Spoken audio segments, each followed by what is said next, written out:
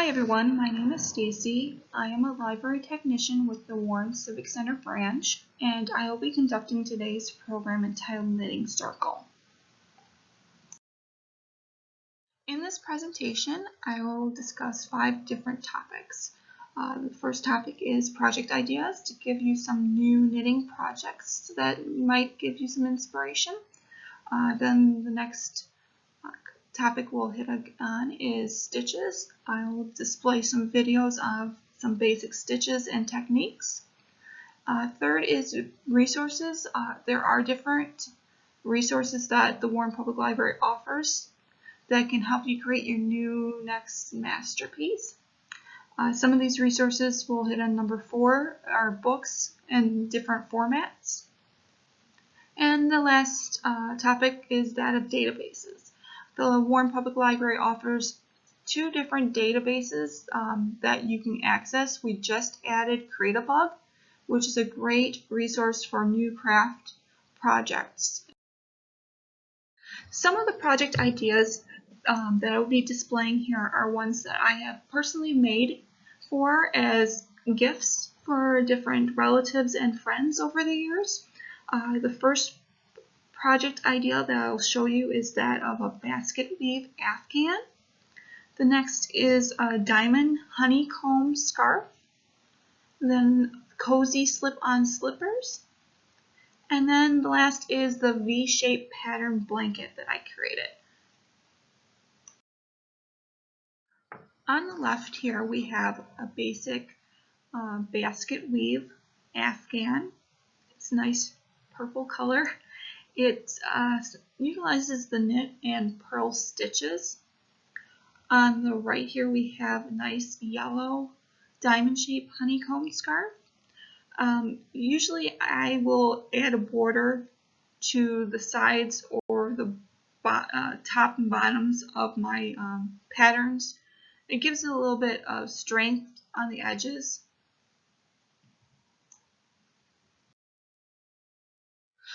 On this slide, you'll see some more projects that I've created in the past. On the left, we have the cozy slip-on slippers. They are nice and comfy and warm. It does utilize the rib stitching, and you can make them in a variety of sizes, so it makes it a great gift for a friend or family member. You can make them with or without the pom-poms, but I think the pom-poms give it the nice cozy touch. On the right, you will see the V-shaped pattern blanket. I made this blanket a couple years ago for my sister.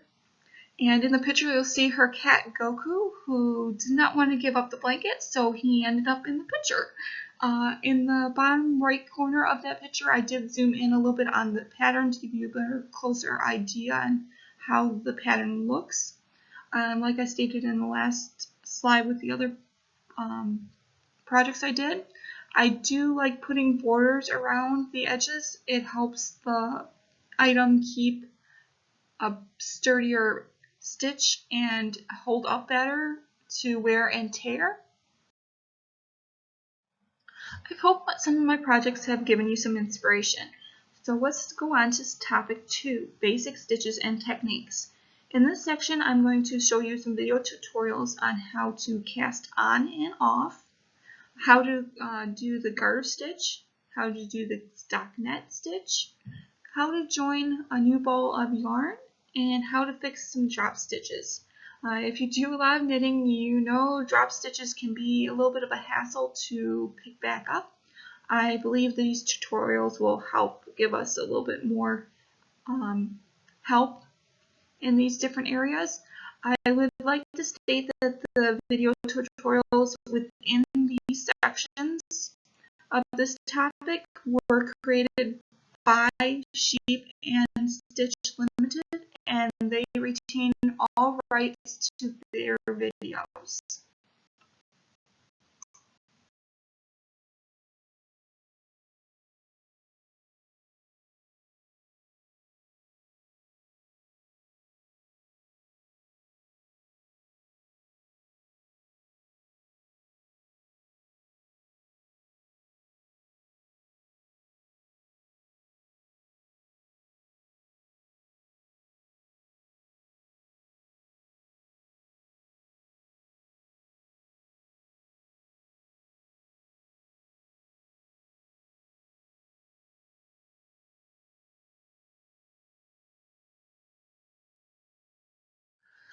So we're going to start off with the cast on video. Hey, I'm Davina from Sheep and Stitch, and today I'll show you the longtail cast on using the thumb method. This is a great beginner cast on and we'll go through it step by step. All right, real quick, let's talk beginner materials. So I'm using Lion Brand's Hometown in the color Fort Lauderdale Coral. This is a bulky weight acrylic yarn, and I always recommend thicker yarns for beginners because they're easier to hold on to. And I'll throw a link to this yarn down in the description. I'm also using 10mm bamboo needles. I'm a big fan of bamboo or wooden needles because both these needles have nice surface drag that grips the yarn and makes it less slippery to work with. Okay, now let's get on to casting on. All right, so first we need to determine how much yarn we need. And this is pretty easy. So if you know you want to knit a scarf that's like 5 inches wide, then you'll just multiply that by 3. Okay, so that would be 15 inches. So let's just say I'm going to knit a scarf that's 5 inches wide. I'm going to, eyeball about 15 inches of yarn. And that's where I'm going to start my cast on. So let's say that's like here, okay? Just for the sake of making things easier. Once I figured out my point where I want my cast on to be, then I'm gonna make a slip knot. Okay, so what is a slip knot? Super easy. I'm going to make a loop with my yarn just like this. All right, so how did I do that? I just held my yarn like this in my 2 hands and kind of brought my hands together, okay, and made a loop just like that, right? Bada bing, bada boom, right? Bada bing, bada boom, that's it, okay? A little loop. Then I'm going to take my strand of yarn here and bring it behind the loop, okay? So that it kind of divides my loop in half, okay? So I'm gonna just hold that in place there. Then I'm gonna take my finger and just pick out that strand of yarn from my loop and pull it out, and there you go. Now I've got a slip knot. Pretty cool, right? So let's do that again. All right, no slip knot, and now I'm going to make a loop, okay, just like this, and I'm gonna hold that loop, take my strand of yarn, bring it behind the loop so that it is kind of in the middle of the loop. Then I'm gonna just pick out that strand of yarn from my loop. Yeah, there we go. So now there's my slip knot. All right, so I'm gonna take my needle, I'm gonna put it into my slip knot just like that. All right, now my slip knot is sitting on my needle, and I'm going to grab these 2 strands of yarn and just pull them so that the slip knot tightens around my needle. It's nice and snug. Oh yeah. So now I've got my slip knot. All right, so what I'm gonna do now is I'm gonna take my finger and just put it down on the slip knot. You can use 2 fingers if you want. I just wanna make sure that this slip knot isn't like rolling around when we're casting on, okay? So just use your right hand and just, put it down on that stitch so that it's nice and secure. All right, let's get started. First, I'm gonna take my left hand, hello, and I'm gonna go underneath this strand of yarn on the front, and I'm gonna grab it with my 4 fingers, kind of like I'm making like a thumbs up sign. Okay, then I'm gonna take my thumb and I'm gonna go behind that strand of yarn and then up. So it's kind of looped around my thumb. Okay, so I'll show you that again. Left hand underneath the strand of yarn, grab it. Thumb goes behind that strand of yarn and we're going to twist it onto the thumb. Cool. Now we're gonna take our needle and we're gonna touch the front of our thumb and go into the loop that our thumb has made. All right, just like that. So let's do that again. Here's my needle. I'm going to touch the front of my thumb and go into the loop on my thumb. Cool.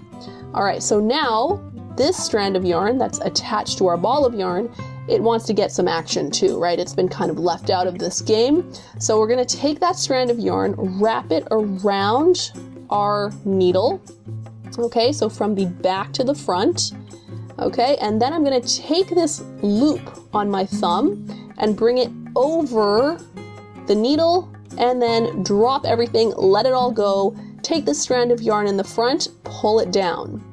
All right, and that is our first cast on stitch using the long tail cast on. Pretty cool, right? So this is, I know this probably seems really crazy and confusing, and don't worry, we're gonna go through this again a couple times, all right? So let's continue. All right, let's take our left hand, go underneath the strand of yarn, grab it, take our thumb, go behind that yarn. So we're going to take our thumb, go behind the yarn, pick it up, and kind of twist it so it's around our thumb. Then I'm going to take my needle and touch the front of my thumb and then go into the loop, okay? Into the loop that my thumb has made.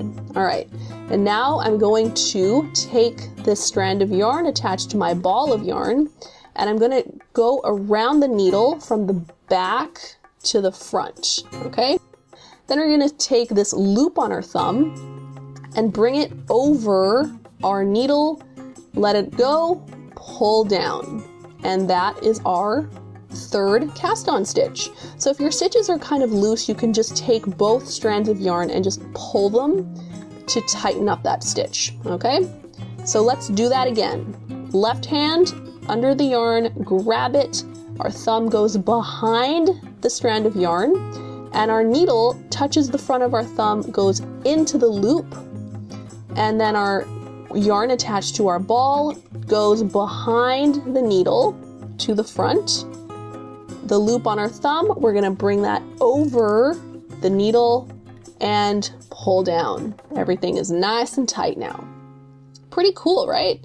So let's keep on going. Left hand, grab, thumb behind to the front, needle touches the thumb, goes through the loop, yarn attached to the ball goes from behind the needle to the front, loop on the thumb goes over the needle and pull down.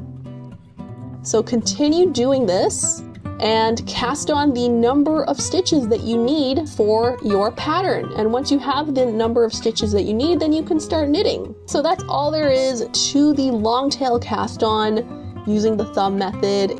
You know, if this is confusing you and you're like, oh my gosh, I can't do this, just keep practicing. It's going to take you a couple times to really get it. That's perfectly normal. Okay, so just keep at it, and before long you're going to have a really nice cast on that you can start knitting into. As you're casting on, you'll notice that the yarn tail in the front is getting shorter and shorter. Remember when we started it was like really long and luscious, and now it's this tiny little tail. So that's what happens when you cast on with the long tail cast on. This little strand of yarn gets shorter and shorter. That's why at the very beginning I mentioned that you should measure out how much yarn you'll need for your cast on. So that's just a little reminder of why you need to measure out your yarn before you start casting. Now that we've learned how to cast on, we are going to have to learn how to cast off and to complete our projects. So we're going to go ahead and play the cast off video.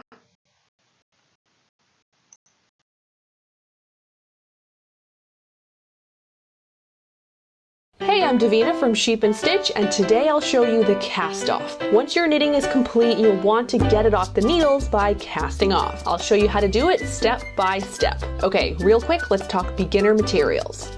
So I'm using Lion Brand's Hometown in the color Fort Lauderdale Coral. This is a bulky weight acrylic yarn, and I'll throw a link to this yarn down in the description.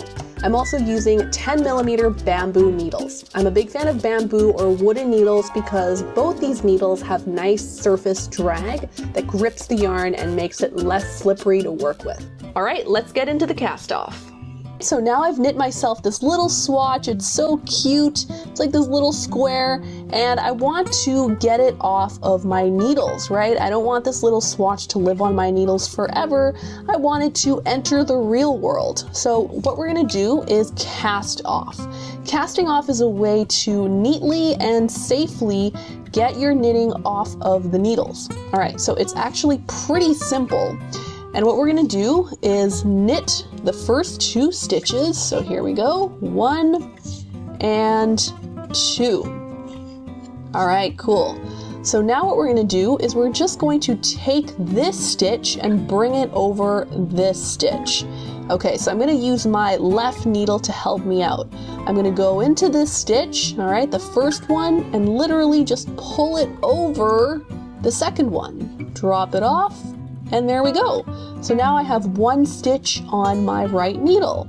The second stitch, or the first stitch that went over it, is down here. Here it is. So let's continue doing this. I have one stitch on my right needle. I need 2 stitches. So I'm going to knit one more stitch, and now I've got 2 stitches on my right needle. Now I'm going to take my left needle, go into that first stitch, bring it over this stitch. Here we go, and there we go. Cool. So now my second stitch is down here. All right, so we're going to continue going.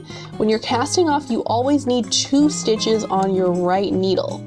So here we go. I'm going to knit my second stitch. Now I've got 2 stitches. I'm going to bring this stitch over this one. So here I'm going to use my left needle to help me out, bringing it over that second stitch, and there we go. So now you can see that the stitches that we've cast off are making a nice little edge, right, on our little square. So let's continue going. I'm going to knit one so that there are 2 stitches on my right needle. I'm going to bring my needle under that first stitch and then over the second stitch. There we go. Cool. Now we're going to knit 1 stitch again so that we've got 2 stitches on our right needle. I'm going to take my knitting needle, bring it into that first stitch, and pop it over the second stitch. And there we go. And you can see this little ridge forming, right? It looks really cute, really nice. All right, so let's continue going. And when you're doing this, you can knit kind of loosely. You don't want a very tight cast off edge. So just keep a loose hand while you're knitting. Here's my last stitch on my left needle. So I'm just going to knit into it and bring my stitch over. Here we go. And now I just have 1 stitch left on my needle. There we go. So now here's the fun part. I'm going to take out a pair of scissors, nice and sharp, snip, snip, and I'm going to cut like 10 inches or so. There we go. Just cut that right off. And now my yarn is loose. And what I'm going to do is we need to secure this last stitch, right? So I'm going to take this yarn, bring it over the needle like this. I'm going to take this loop, this last stitch, and bring it over that tail end, pull it through, tighten it up, and voila! Our little swatch is off the needles. How cool is that? It's not attached to its little needle anymore. It's off the needles and it's its own little thing. Now you have all the tools you need to cast on, do the knit stitch, and cast off. You're well on your way to becoming a knitting master. Now that we know how to cast on and off, I would like to share some different stitches. So in this video, we are going to learn how to knit the garter stitch. There are 2 different ways of doing this, and this video will give you the tutorial on how to do that. Hello, I'm Davina of sheepandstitch.com, and today we're going to learn how to knit garter stitch 2 ways. Alright, so when you're knitting on 2 needles like this, garter stitch could not be easier. Garter stitch just involves knitting all of your stitches and all of your rows, just like this. So right now I'm just knitting into my stitches. And basically you would just keep going like this to the very end of the row, and then you would turn your work around and you would do it all over again. You would knit those rows as well. So garter stitch on 2 needles, again, is just knitting all of your stitches and all of your rows. Pretty easy. So once you get to the end of your row, you would just turn over and continue knitting. So you can see that garter stitch is made up of 1 row of knits and 1 row of purls, and this gives you a really stretchy fabric, both lengthwise and widthwise. And so if you continue on in this way, you can basically knit yourself a little scarf, right? You can knit yourself a long rectangle, which, you know, is also commonly known as a scarf. So that's a great first project for you to try and tackle. It's really satisfying and it gives you this really awesome stretchy cushy fabric. Pretty cool, right? Alright, so let's talk about the second way that you can knit garter stitch. Now the second way involves knitting garter stitch on circular needles. So these are circular needles. They basically allow you to knit fabric that is circular. So you look at this fabric I've got here, it's basically a big circle, And that's great for, you know, hats or scarves, or not scarves, hats or socks or sweaters. Basically anything that needs to be knit circularly, you would use circular needles. Now the difference with circular needles is that you're always knitting on the front side of your fabric, right? You would never actually turn your work around. So when you're knitting garter stitch on circular needles, you would basically knit one row and purl the next row, and you would repeat these 2 rows. So when do you know when to purl and when to knit? Well, it's actually pretty easy. So here you can see on my left needle, I've got purl stitches. So rather than purl these purl stitches, I'm actually going to knit them. So that's pretty much the secret to garter stitch in the round. When you have a purl stitch, you would knit into it. So here we go, I've got purl stitches, so I'm going to knit into those purl stitches. All right, and I'm almost at the end of my row here, so at the end of my purl row, and I can tell because I've got this little stitch marker, and this marks the beginning and end of my row. So rather than actually turning my work around and, you know, knitting back this way, which is what we do on flat needles, I would just keep going in the round. So I'm going to take my stitch marker over, and now you can see that I have a new round, and these are all knit stitches right here. So when I've got knit stitches, I'm going to purl into them. And remember, that's because garter stitch is 1 row of purls and 1 row of knits. So I've got knits here, and I'm going to purl into them. All right, and that's how you knit garter stitch in the round. So just to recap, in the round, you would be knitting 1 row and purling the next row. And if you're confused about when to purl and when to knit, you would knit into your purl stitches and purl into your knit stitches, which is exactly what I'm doing right now. I've got a knit stitch and I'm going to purl into it. All right, so there you have it. When you have garter stitch on 2 needles like this, you would knit all of your rows. All right, so there you have it, garter stitch 2 ways. The next stitch I think is important is that of the stockinette stitch. It is a very popular stitch. In this video, we'll learn how to knit the stitch in 2 different ways. Hello, I'm Davina of sheepandstitch.com, and today we're going to learn how to knit the stockinette stitch 2 ways. Alright, so when we talk about stockinette stitch, what we really mean is this side of the fabric. Now this side of the fabric is made up entirely of knit stitches, and you can tell by these little V shapes here. These little V shapes are all knit stitches. You can see on the right side, and this is called the right side of the fabric, just a sea of knit stitches. Now when we turn over the fabric, you can see that the back side, or sometimes called the wrong side, is made up entirely of purl stitches, and you can tell by these little bumps here. So each bump represents a purl stitch, and that's because the back side of a knit stitch is a purl stitch and vice versa. Alright, so how do you actually knit stockinette stitch? Well, on 2 needles like this, you would knit the knit side and you would purl the purl side. So let's do that right now. So I'm on a knit side, so I'm going to start knitting my stitches. And that's pretty much all there is to knitting stockinette stitch on 2 needles. You would just knit the knit side and purl the purl side. Pretty easy, right? So I am almost at the end of my first row of stockinette stitch. Here we go. And once I reach the end, I am going to turn over my work, and now I'm on the purl side, right? So now I'm on the purl side and I am going to purl my stitches. So that's an easy way to remember how to knit stockinette stitch on 2 needles. Knit on the knit side and purl on the purl side. All right, so here's a little fun fact. Stockinette stitch is sometimes called stocking stitch, and in patterns it's frequently abbreviated to STST. So that will hopefully help you out sometime in the future. All right, so here we go. Now I'm at the end of my wrong side row of stockinette stitch, and there we go. So we've just knit 2 rows of stockinette stitch, and those 2 rows you would just repeat over and over again until you get the length of stockinette stitch that you want. All right, so that's one way to knit stockinette stitch. Now the other way to knit stockinette stitch involves circular needles. Here we go. So circular needle basically looks like this. It's a needle in a circular shape. So basically, the thing about knitting on circular needles is that there is only one side. So you can see right now that I have the right side facing me, And at no point am I actually going to turn over my work to purl on the wrong side. When you're knitting on circular needles, you're always knitting on the right side. So in our case, the right side is the knit side.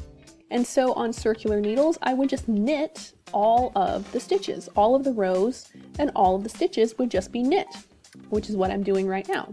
So at no point am I going to turn over onto my wrong side and purl. So when you're knitting on circular needles, you're kind of knitting in a spiral. You know, you can see that this is the end of my row. I've got a stitch marker here marking it.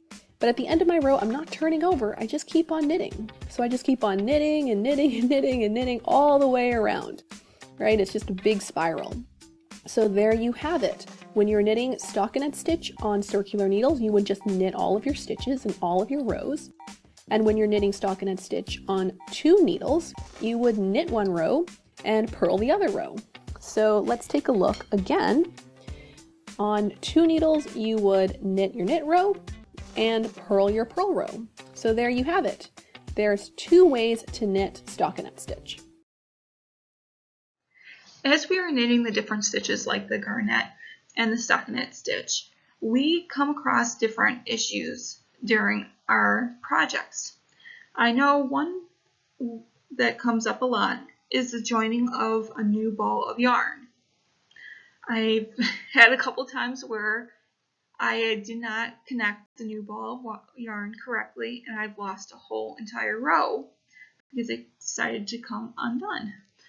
In this video, they'll show us how 2 different ways on joining a new ball of yarn to our knitting projects.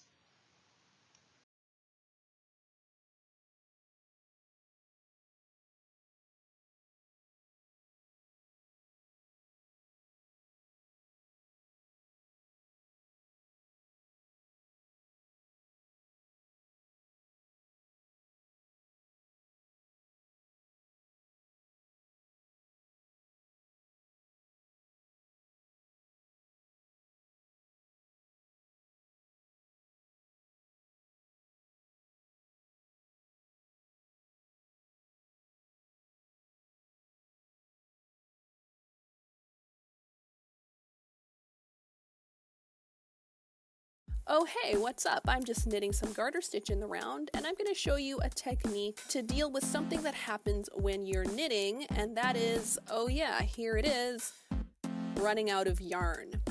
So when this happens, don't freak out. Don't freak out unless you don't have any more yarn, in which case, okay, maybe freak out a little bit or buy some new yarn. But if you already have a new ball of yarn, as I do, then the only thing that you need to do is join it to your work. Now, this is actually a really easy thing to do, and I'm going to show you 2 ways to do it. So when this happens, what you can do is just backtrack a little bit, leave a little bit of a tail from your old yarn. So I'm going to take, maybe a stitch. That's pretty good. So like 4 or 5 inches on your old yarn, and then take your new ball of yarn, and where is my tail? Here it is. Take your new ball of yarn, and then we're going to slip our right needle into our stitch. And then with our new ball of yarn, I'm just going to lay it at the back here, sort of with my old ball. And I'm going to keep it secure with a finger. I'm just going to kind of clamp down on it. And then I'm going to take this new ball of yarn and just knit into the next stitch. All right, and I'm going to kind of tug it a little bit, but try and keep this secure. And I'm going to knit into the 2nd stitch like this. All right, and then I'm going to knit into the 3rd stitch with my new ball of yarn. And after 3 stitches, your new ball should be pretty secure. So you can see when I tug on it, the strand where we joined, they stay in place. All right, so let's take a look. When you join in this way, you'll see that there are 2 yarn threads that stick out, right? Your old ball of yarn and your new ball of yarn. And there's also this ugly hole that happens. Now, don't worry about this hole. When we finish our cowl, we're going to come back around and just weave in these ends with a tapestry needle. All right, so these strands won't stay here forever. We're going to weave them in, and then we're going to cut them off, and it'll look really nice. All right, but that is pretty much how you join a new ball of yarn to your work. So when you're coming back around, you finished your row and you're coming back around, you would just purl over these 2 stitches, just like it ain't no thing, and just ignore that little gap. You might have to make sure that these strands are secure so that they don't come out too loose, but otherwise you would just purl over them, as if they were a normal stitch. So that's one way that you can join a new ball of yarn to your work. All right, now let's talk about the second way that you can join. Now the second way is the one that I usually use. I prefer that one because it's a little bit more stealth. So I like that one a little bit better, but this one also works fine. If you're kind of in the groove, you're in the zone, this is a nice way to join really quickly. Now the second way to join a new ball of yarn requires that you have a little bit more of a tail on your old ball. So I'm just going to take off some of these stitches that I've knit so I can get a little bit more of a tail. So what's going on here? Okay, let's take one more stitch off. Here we go.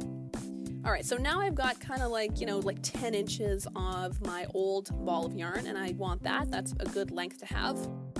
And so now when I reach my next stitch, what I'm going to do is I'm going to take my new ball of yarn and I'm just going to lay it over my old strand of yarn like this. And I'm just going to use these 2 strands as if they were one. I'm just going to pretend that they've, magically merged together. And I'm just going to hold them as if they were one strand of yarn, and I'm going to knit into the next stitch. So I'm going to make sure this, doesn't flop around. I'm going to keep it over my right hand needle just to keep it secure. I'm holding 2 strands in my right hand as if they were one, and I'm just going to knit into the next stitch like this. So I just knit like it ain't no thing. They're just 2 stitches together, really stealth, and I'm going to keep going. So I've just knit 1 stitch with 2 of my threads held together, and you can see them right here. This is 1 knit stitch, but there's 2 strands, right? And I'm going to do that again. I'm going to knit into my second stitch like that with 2 strands of yarn. And I'm going to knit into my third stitch with 2 strands of yarn. All right, there we go. So now you can see that these 3 stitches have been knit with our new yarn and our old yarn carried together. And on the back, you can see that, this is where we joined. And these are our 2 yarns that we held together, and it's really secure. So my new ball of yarn is very secure. When I tug on it, it doesn't move around at all. It's right here. This is where we joined. It doesn't move at all. It's not shifting. And my old ball of yarn has been carried around in the back, and it's also very secure because we knit into 3 stitches with it. So you don't have to worry about it coming loose or coming undone. So after you've knit 3 stitches with your old ball and your new ball of yarn held together, then you can just drop your old ball, your old strand, like just, this one, and just take up your new ball of yarn and knit with that. All right, so now you can just keep on knitting, keep on going in your garter stitch with your new ball of yarn. And that's it. That's all there is to it. So when we're done our project, we would come back again and we would weave in these little strands of yarn. And it would be pretty much invisible. So this is a really nice invisible join. They both are, but I'm a bigger fan of this one. And when you come back around, you finished your round, you're coming back, you would just purl into these 3 stitches as if they were just a normal stitch. So don't pay any mind to the fact that you've got 2 strands making up 1 stitch. Just purl into them as if they were 1 stitch. All right, so that is how you join a new ball of yarn. Along with the joining of a new ball of yarn, there are other issues that we come across in our stitching of projects. Quite often, I don't know how it happens, but we drop stitches. And sometimes I drop it so far down that I have to tear everything out and start all over. Now that I've come across this video, it's been easier now to fix my drop stitches. They call it AKA Timmy has fallen in the well. I think it's a cute reference to Lassie. So let's watch this video, and I hope it gives you some help in picking up those drop stitches.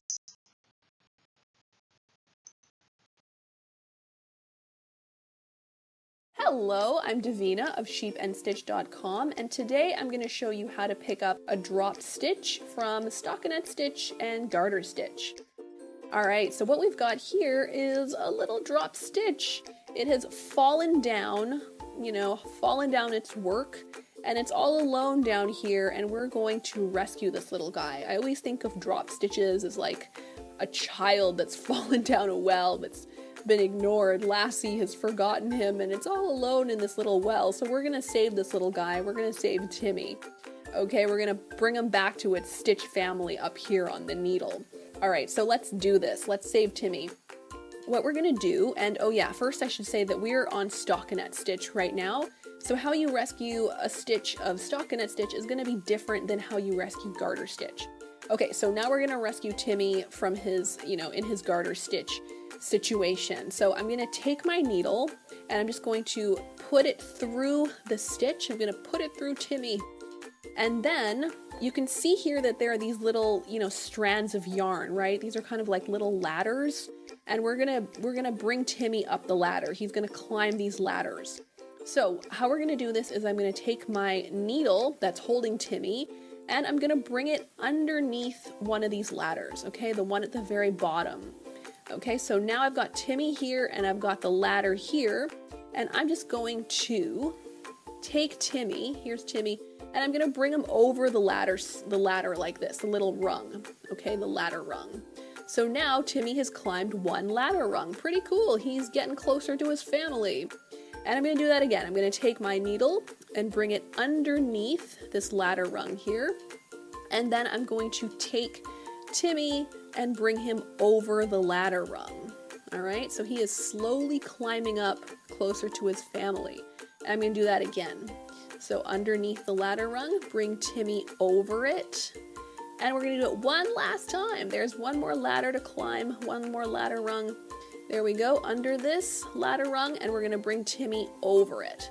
Now, if you don't know why I'm calling this stitch Timmy, then, I suggest you watch Lassie, and you'll figure it out pretty quickly, okay? So now we are pretty much on the same level as all of the stitches here, and we're gonna reunite Timmy with his family. We're gonna put him back on the needle. So I'm gonna take these stitches off the needle. Be careful not to drop them. And I'm gonna take Timmy and put him back on. Woohoo! Mission complete. We have rescued Timmy. So I'm gonna take the rest of these stitches here and just put him back on. And look at that. Now Timmy is back with his family. We should play some Sister Sledge here. And now you can see that, our fabric looks amazing. It looks like nothing happened. No one fell down a well. What well? Totally unmolested. It looks great. All right, so that's how you save a drop stitch on stockinette stitch. Now let's look at garter stitch. Now, garter stitch is a different story. It's a little bit similar, but it's, it involves a purl stitch, right? So that's how garter stitch differs from stockinette stitch, because on garter stitch, you can see that you've got one row of purl and one row of knit, whereas on our stockinette stitch, it was all knits. So let's take a closer look at our garter stitch. Right now, Timmy is right down here, and Timmy is on a purl row right now. Let's take a better look at Timmy. Let's make him a little bit bigger. Okay, so here we go. Timmy is on a purl row. And as you know, garter stitch is made up of one row of purl and one row of knits, one row of purl, one row of knits, and it just alternates like that. So now Timmy is on a purl row, and his next row is going to be a knit row. So we're going to bring Timmy up this ladder the knit way, which is what we just did for stockinette stitch. So we can see this rung here, this little ladder rung. So we're going to do the exact same thing as we did just previously. We're going to impale Timmy right here. We're going to push our needle into him. And then the next rung here, we're going to take our right needle, go underneath it as we did with our stockinette. Whoops. And then we're going to bring Timmy over this rung. Okay, there we go. Cool. So now we have just brought him up one rung. And now we've, he's on his knit stitch, or excuse me, yeah, he's on his knit stitch. So the next stitch is a purl row, as you can see. So Timmy needs to be purled onto this rung, not knit onto this rung. And how we're going to do that is we're going to take our needle, and we're going to bring it in from the top rather than from the bottom, which is what we've been doing. So what I'm going to do is I'm going to pinch Timmy to make sure he doesn't fall any further. And I'm going to take my needle off. And I'm going to take my needle and bring it down from on high. It's going to come down from the top like this. So I'm going to take it, you know, underneath this rung, and then I'm going to put Timmy back on this needle like this. Okay, and I'm going to turn my work around so I can see it a little bit better, okay? So now you can see that I have the rung up here and Timmy on the bottom. So what I'm going to do is I'm going to take the rung, the ladder rung, I'm going to bring it up top like this, okay? Up top, you know, over Timmy, and then I'm going to take Timmy and bring him over that ladder rung, okay? So I'm going to pull that tight a little bit and I'll turn my work around so you can see that now Timmy has climbed onto the ladder rung, and you know, he's done so in a purl stitch. So you can see this little bump, right? So Timmy has completed a purl stitch up the rung. So let's do that. Let's keep going up the ladder. So we've done a purl row, or excuse me, a purl stitch. The next row is going to be a knit stitch. So we'll just do a knit stitch. So we're going to take our right needle, go underneath this rung, and we're going to take Timmy over this rung.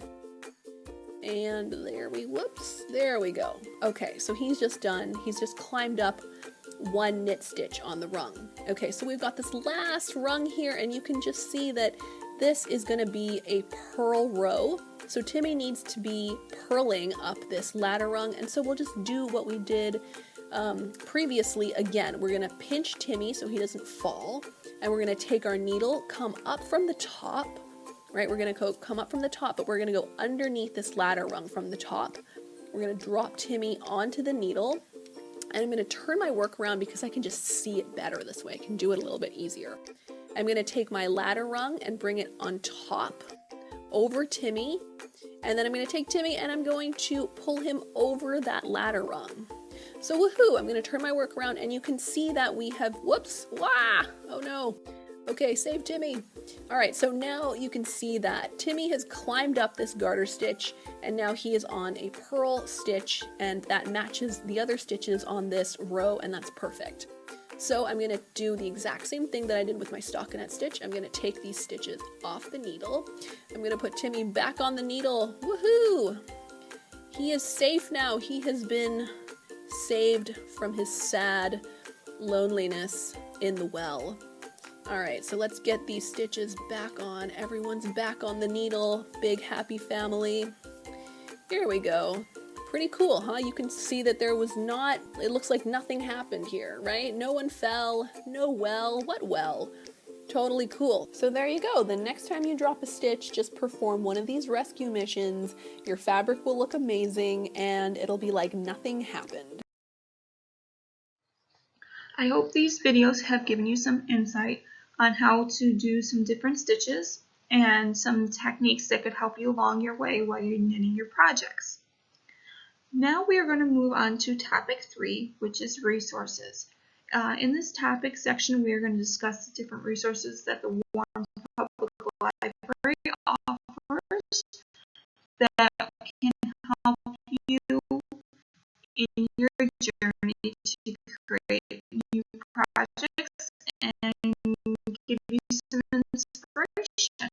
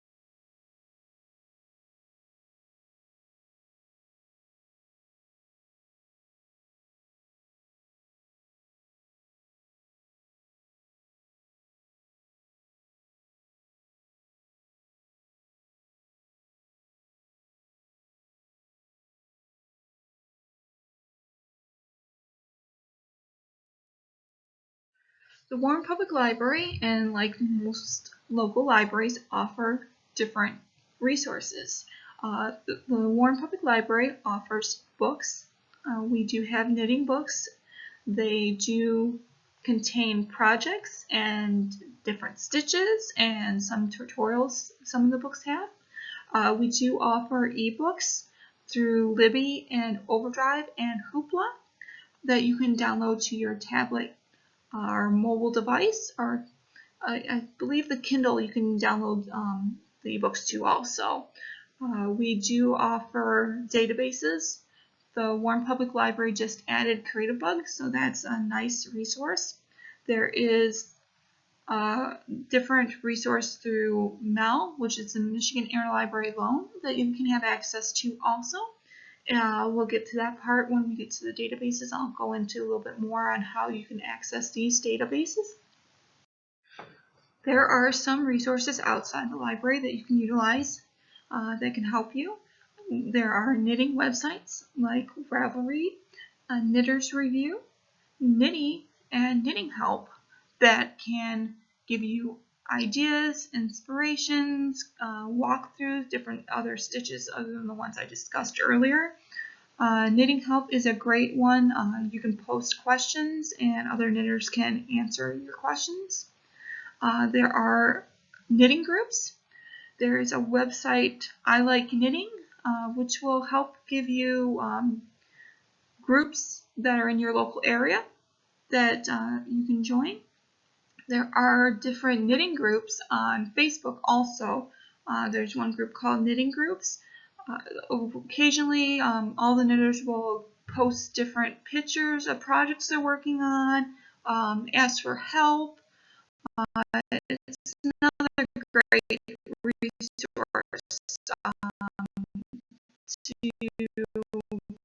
get help and some inspiration on for different projects.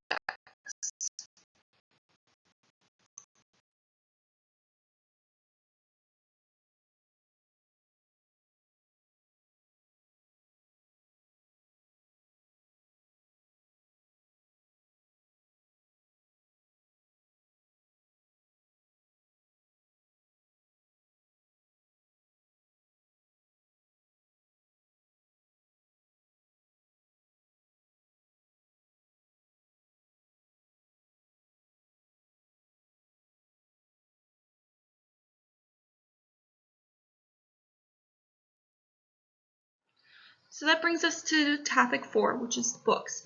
Like I stated earlier, there's ebooks and print books. In this section, we're going to discuss the different ways of accessing them here at the Warren Public Library. Like many public libraries, the Warren Public Library uses the Dewey Decimal System. So in the nonfictions, we always start with numbers. So in our nonfiction section, you can go to the look for the call numbers of 746.43, and you'll find knitting books, and those numbers will go all the way up to 746.432. This is our knitting section, where you can find books on learning how to knit, learning new techniques. There are nice new books that we added to our collection recently. We have a book that will help with circular knitting. These books I found very helpful. They do check out for 3 weeks from the Civic Center and all our Warren branches. They can be renewed if no one else is waiting for them. You can have them renewed up to 2 times. We are always adding to our collection, so you can always ask the reference librarian and they can show you where these books are. Or if we don't own a book that you're looking for, we can always look through our cooperative system and try to get that.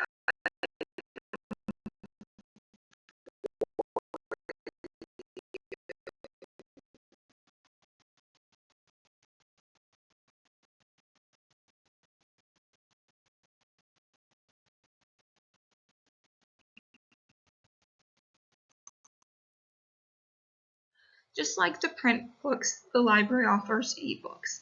The Warren Public Libraries offer books through Libby, Overdrive, and Hoopla that you can download to your mobile or tablet devices.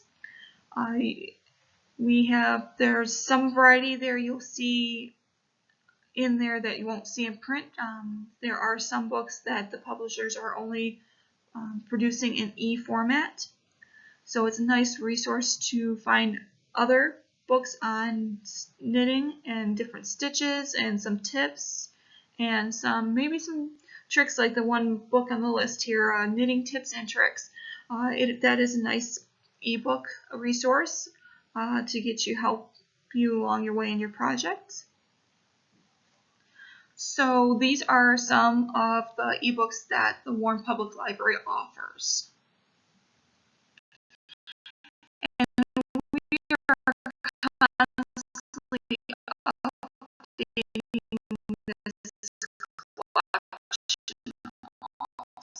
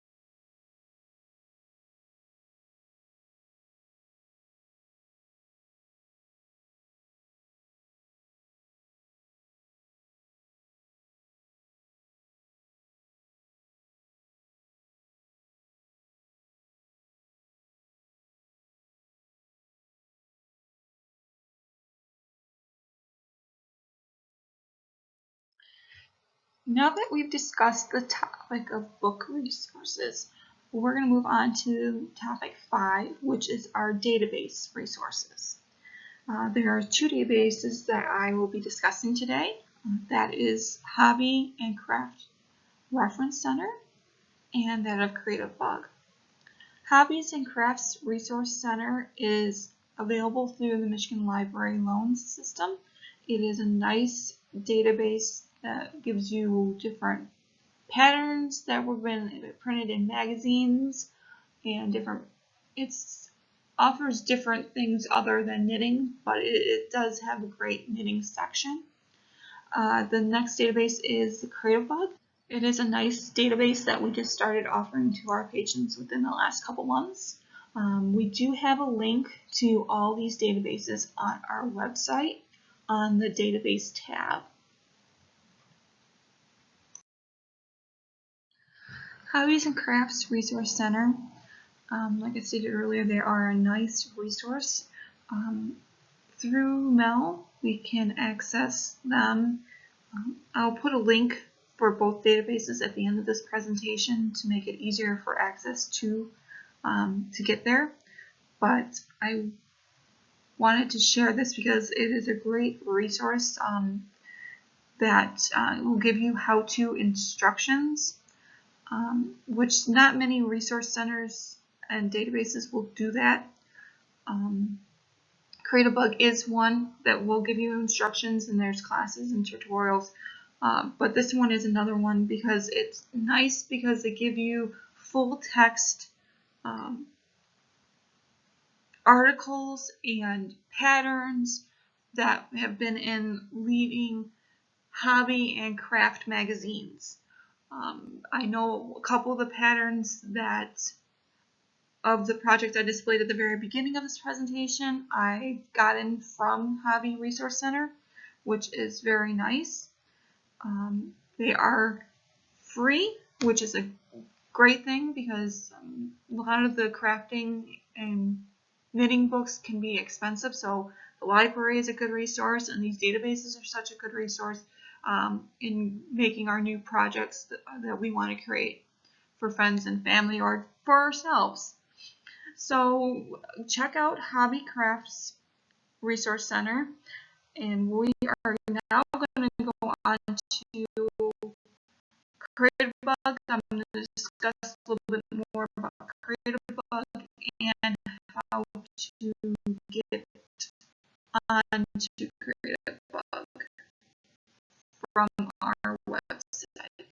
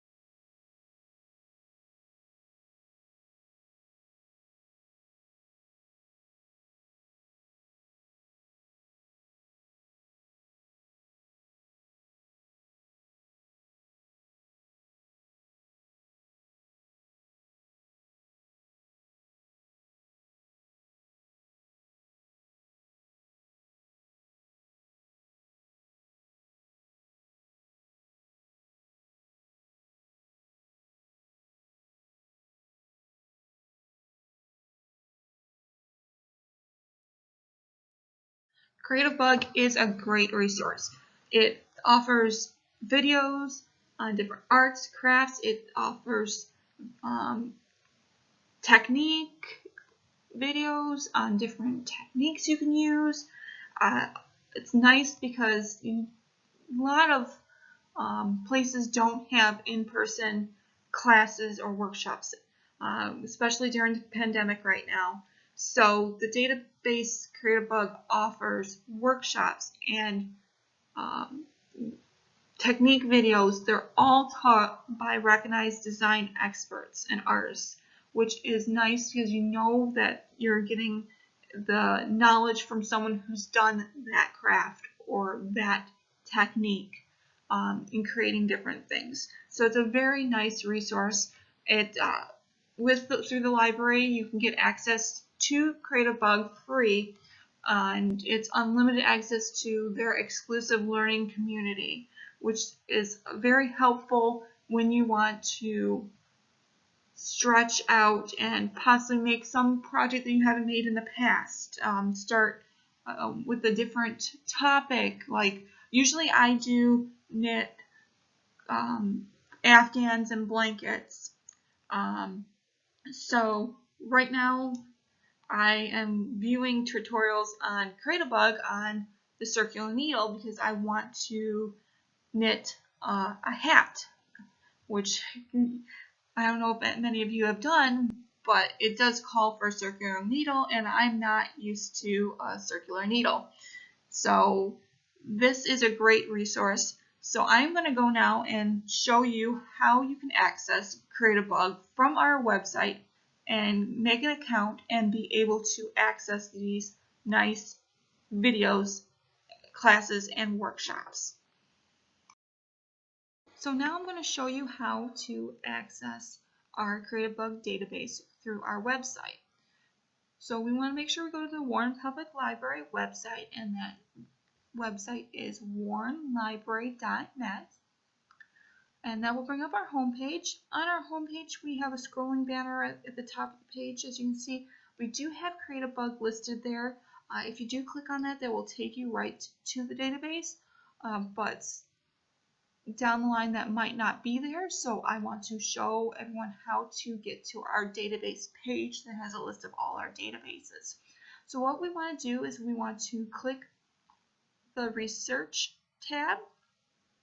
Under the Research tab, you'll see Databases. So we're going to click on Databases, and that will bring up our database page. On our database page, we have an alphabetical list of our databases that we offer and the databases that are offered through MEL, the Michigan Interlibrary Loan System. On the top, you'll see we do have an alphabet A through Z. You can click on the letter of the name of the database if you know which database you're looking for. I'm going to go ahead and click on H because I want to show you the Hobbies and Crafts Research Reference Center that we were talking about. So see right here we have the Home Hobbies and Crafts Reference Center. This link will take you to that database that we were discussing earlier. I'm going to scroll back up to the C's so we can show you that CreativeBug is listed there. So we would click on that and that would take us to our CreativeBug database page. So this is the page that is will offer you access to CreativeBug. We do have it only offered to Warren residents. They have a Warren library card. So you would have to, if you don't have a library card and you live in Warren, just come into one of the Warren libraries with your driver's license or state ID showing that you live in Warren, and we can get you a library card and you'll be able to get access to this database. So we need to make an account. If you already have an account and have already used CreativeBug, you can just use your library card number to log in and then it'll ask for your password. But I'm going to show you how to create a login and a password for CreativeBug. So in the box you type your library card number and then click login. When you do that, it'll come back up with another page saying it was successful, it recognized your library card number. So we are now it's going to ask for your name and your email address and your password. Once you have those, you'll be able to log in to the dashboard and have access to the databases. So once you hit submit, it will take you into CreativeBug. CreativeBug is laid out very nicely. It gives you links for classes, if you're looking for inspiration for projects. There is a daily practice page that they update daily on giving you different ideas and tips. You can explore. Since I'm, let's give you your name. So it says welcome back and it gives you your name. So it knows who you are. And it does kind of keep track of what you've been viewing. So if I click view all classes, it'll show what I've looked at.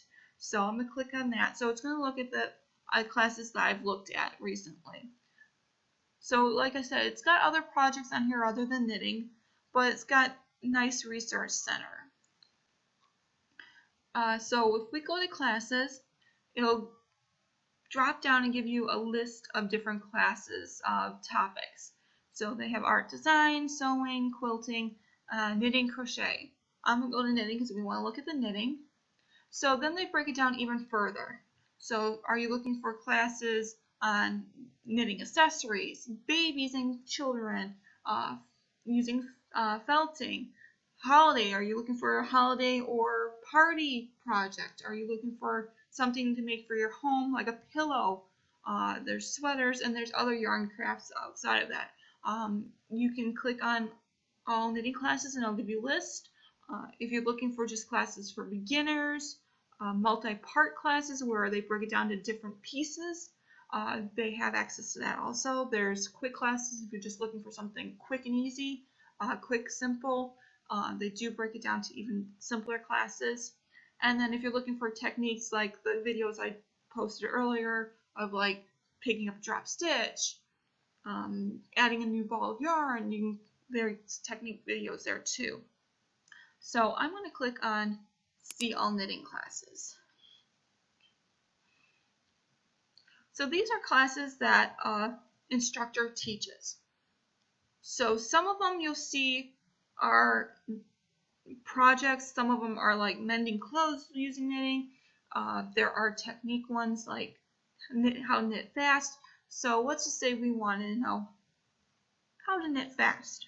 So we're going to click on the video and it's going to open a new page and it's going to tell you the name of the video and the person who's teaching it.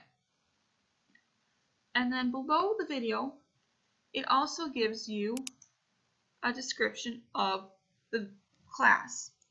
So this is about knitting faster. So the description gives you knitting speed increasing with time and practice, of course, but there are small factors that take into consideration that you can affect your knitting speed in a big way. So she is a knitwear designer and professional knitter. So she will demonstrate specific techniques she uses to help her knit quicker and more efficient. As you can see, I've already viewed the video once, so it's going to ask if you want to resume or start over. So we can just hit play again, and they'll go right into the video. And what the nice thing is with Creative Bug's videos, they always have the closed caption. So if you're in a room and you don't have headphones and something else is playing and you can't hear what they're saying, you can always put on the closed caption, and they have the closed caption that you can listen to the video.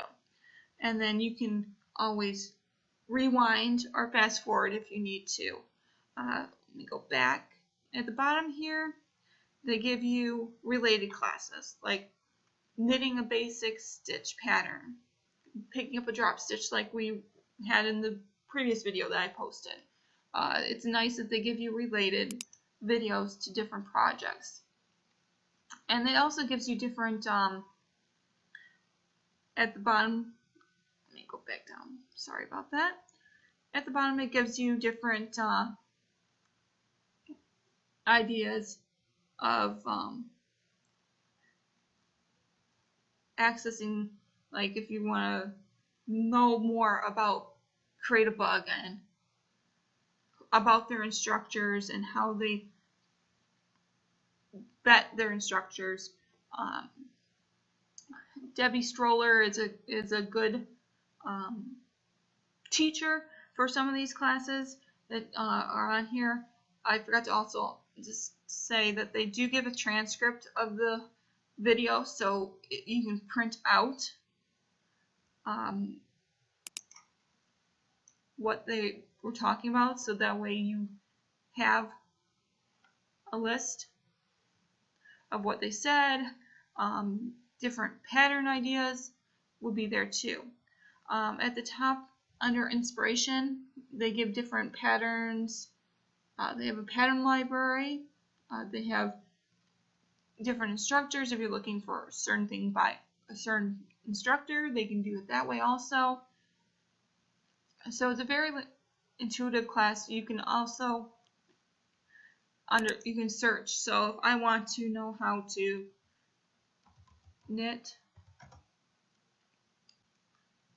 let's say an Afghan. I want to knit an Afghan. So we're going to put in there knit Afghan in the search box.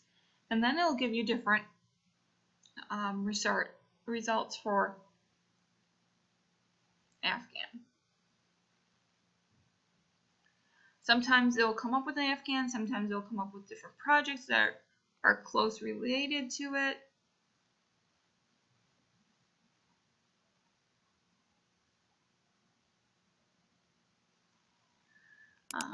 Let's see if we want to knit a pillow. Let's put in knit pillow. So then it'll, arm knitting. Arm knitting is something that's very popular right now. So you can click on arm knitting a throw pillow, and you can watch it. Also in the description it will tell you if it's a beginner, intermediate, or a master skill level. So this one's an intermediate. It also tells you what you're going to learn and what you'll get.